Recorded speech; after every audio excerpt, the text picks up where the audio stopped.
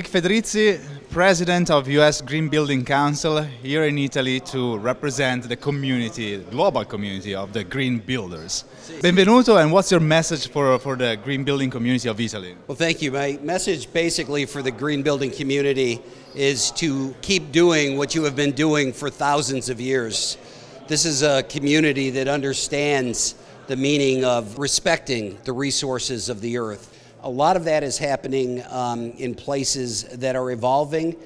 Italy is one of the earliest to the table. I call you one of the pioneers.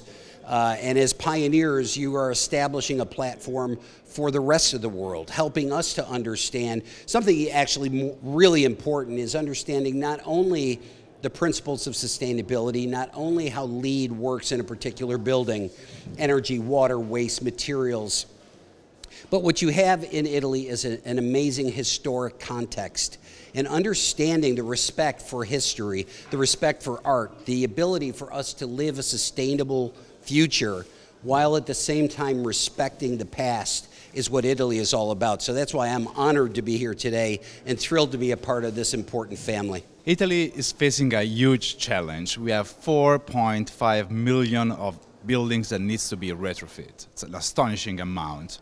What role can certification like LEED, EBOM plays in this gigantic challenge? That's a great question, and I think what happens is the issue in Italy is no different than anywhere else in the world. The world is populated 90% or more with the existing structures that they're not going to go away. So they must be retrofitted and they must be brought up to standards that respect the local conditions, respect the historic factor and all parts of that. I think what we are trying to do through LEED and through the U.S. Green Building Council and our partnership with the GBC Italia is to bring the idea of performance to the forefront. In the past, what we had was a system, LEED system, that was design-based. If you designed a particular building this way, you might achieve this kind of performance. And what we're doing now is we're starting with the performance.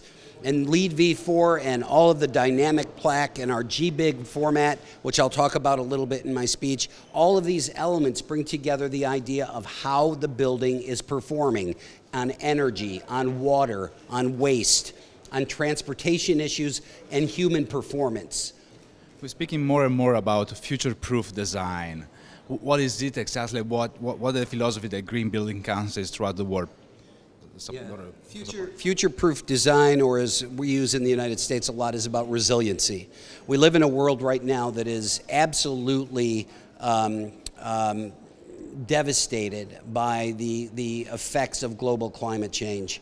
When we start to look at constructing our buildings, one of the greenest ways we could construct is to have buildings that can withstand the strongest storms or the strongest earthquakes or to avoid the complete burning in a fire devastation. There are so many problems that we have caused ourselves through the